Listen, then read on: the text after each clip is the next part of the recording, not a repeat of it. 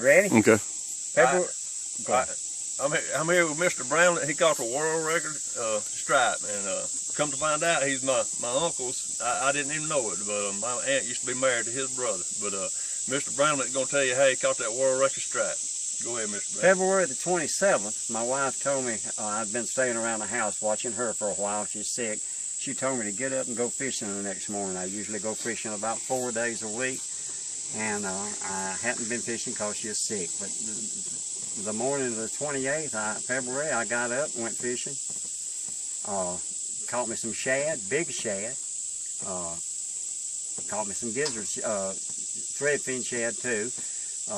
Had them in my tank, took them to the steam plant. About 4 o'clock in the morning, cold, wind blowing. Catching a spotted bass on my little shad.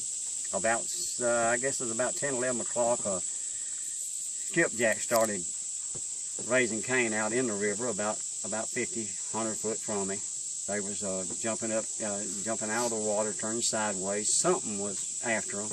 I could see a dorsal fin of a big fish, and I thought it was 20, 30 pound fish, since I'd caught a 33 pound stripe there before.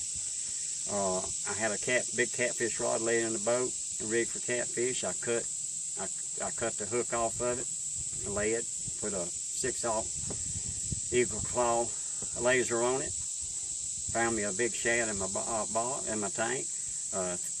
Lobbed it out there. You can't throw them things, you just got to lob it out there.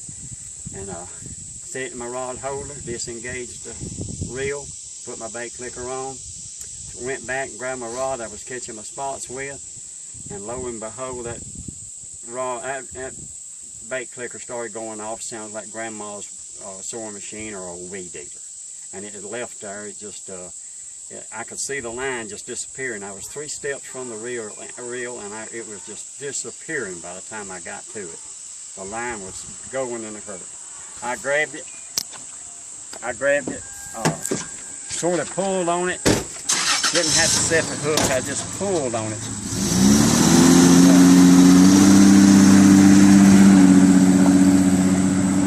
I knew I had a good hook set then because it was a big shad and it was a big fish. I fought the fish for about 10 minutes out in the river. I looked down the river, a barge was coming up on me. He had one empty, and it was Kathy Parker's, the name of the barge pusher, or barge tender is what it is. It's called Kathy Parker. It moved to the right, going in its hole, left me alone, and I kept fighting the fish. After about, the captain of the barge, his name Harris, he said it took me about 25, 30 minutes to land the fish. I couldn't keep up with time. And the fish started swimming parallel to the boat, just back and forth across the boat in front of me, about 6, 8 foot deep, and I couldn't get her to the top.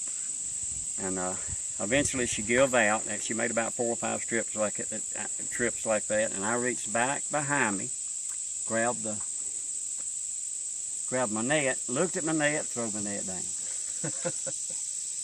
My gaff was tied to the gunnel, it just latched to the gunnel of the boat, and I reached over, put the handle of the rod in my belly, and was reaching back there and unlatched my gaff, big catfish gaff, and as it swam by, I reached down and put it under its chin, and pulled up, dropped my reel between my legs, and pulled up on it, and that old fish just went swimming.